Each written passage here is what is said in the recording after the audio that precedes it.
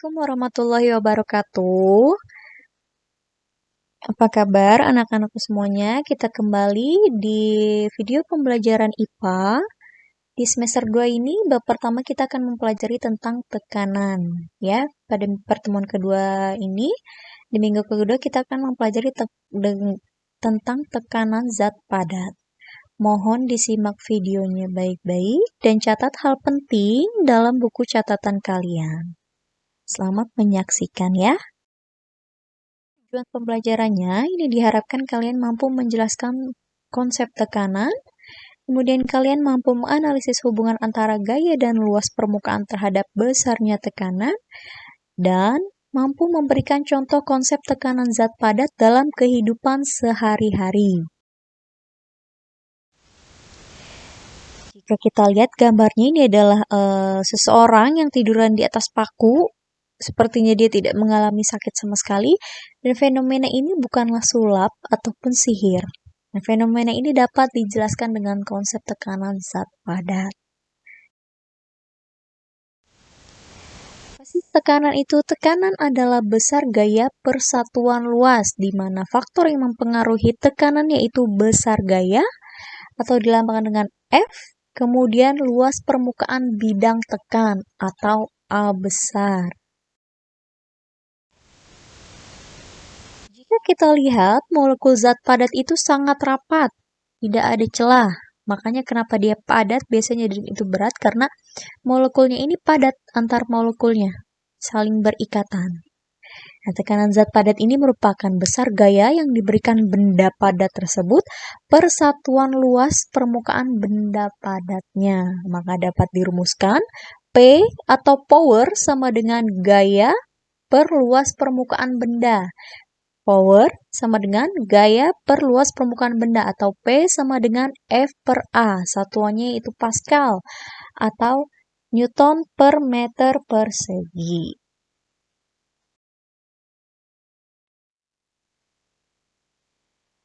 Jika P sama dengan F per A, maka dapat disimpulkan tekanan itu atau P sebanding dengan gaya atau F. Maka semakin besar gayanya, maka semakin besar tekanan yang diberikan. Kemudian tekanan ini, si P ini berbanding terbalik dengan luas permukaan bidang sentuh atau A.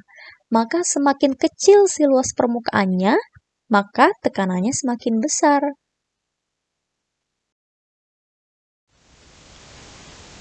Coba contoh berikut. Menancapkan paku yang runcing akan lebih mudah daripada menancapkan bagian paku yang tidak runcing. Jika dipukul dengan gaya yang sama, maka tekanan yang dihasilkan oleh bagian paku yang runcing lebih besar daripada tekanan yang dihasilkan oleh bagian paku yang tidak runcing. Luas bidang tekan pada paku yang runcing lebih kecil daripada luas bidang tekan pada paku yang tidak runcing, sehingga tekanan yang dihasilkan lebih besar. Manakah yang lebih mudah, mengupas apel dengan bagian pisau yang runcing atau mengupas apel dengan bagian pisau yang tumpul?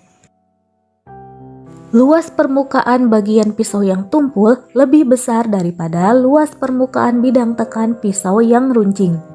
Tekanan yang dihasilkan oleh pisau yang runcing lebih besar daripada tekanan yang dihasilkan oleh bagian pisau yang tumpul. Maka akan lebih mudah mengupas dengan pisau yang runcing karena tekanannya lebih besar. Manakah yang lebih sakit, terinjak oleh wanita yang memakai sepatu hak tinggi dengan terinjak oleh wanita yang memakai sepatu flat? Jika berat kedua wanita sama, tentu saja terinjak oleh wanita yang memakai sepatu hak tinggi lebih sakit daripada terinjak oleh wanita yang memakai sepatu flat. Karena tekanan yang dihasilkan oleh sepatu yang berhak tinggi lebih besar daripada tekanan yang dihasilkan oleh sepatu flat. Contoh berikutnya. Dua buah paku yang berukuran sama dipukul dengan gaya yang berbeda. Paku A dipukul dengan gaya 100 Newton dan paku B dipukul dengan gaya 500 Newton. Paku mana yang akan menancap lebih dalam?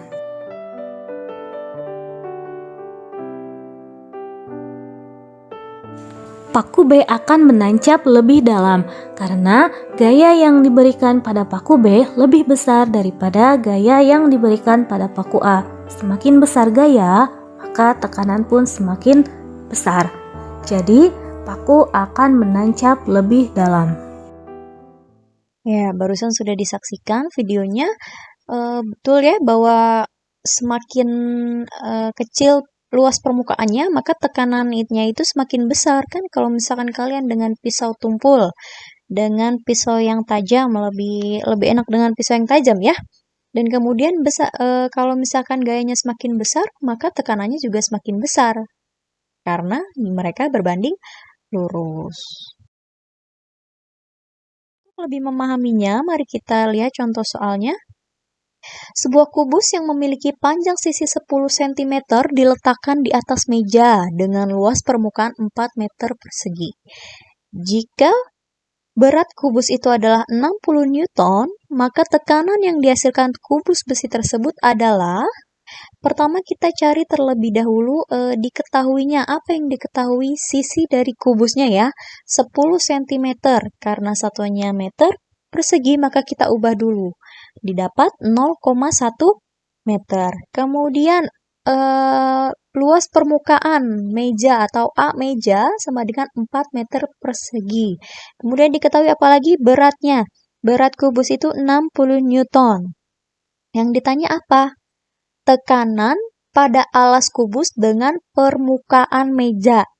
Alas kubus ya, jadi alas sentuhnya benda padat yang bersentuhan dengan permukaan meja.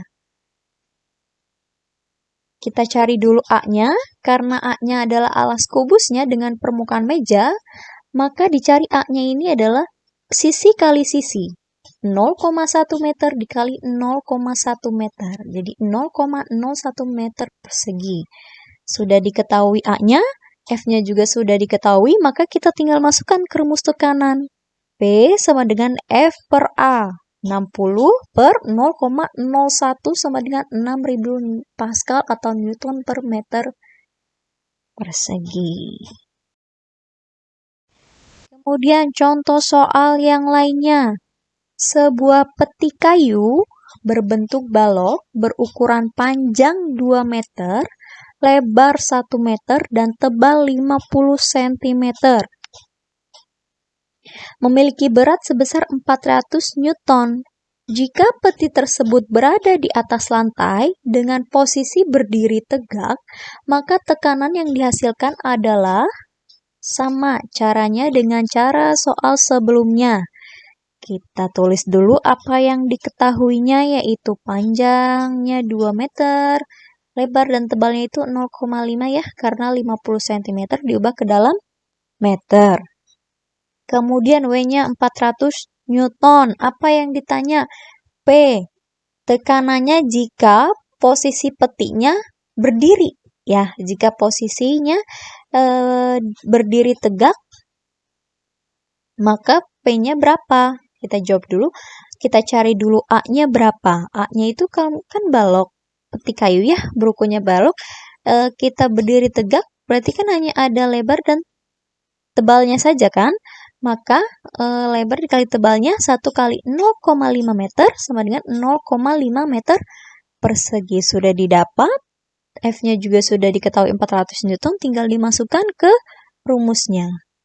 P sama dengan F per A, maka 400 per 0,5 sama dengan 800 Newton per meter persegi.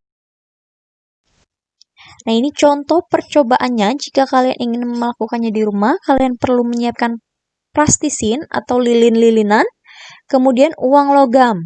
Ya, plastisin yang pertama,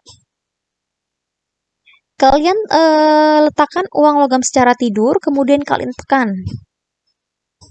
Dan plastisin yang kedua, uang logamnya kalian taruh berdiri, kalian tekan. Apa yang akan terjadi kira-kira? Mana yang lebih besar tekanannya? Yang permukaan uang logamnya yang tiduran atau permukaan uangnya logamnya yang berdiri? Ya, tentu saja yang berdiri ya. Karena dia berdiri semakin gampang kan posisinya itu untuk dimasuki. Terima kasih banyak. Untuk itu tekanan zat padatnya. Kita bertemu minggu depan, kita akan membahas tentang tekanan zat cair. Ya, terima kasih banyak. Semoga bermanfaat ilmunya. Assalamualaikum warahmatullahi wabarakatuh.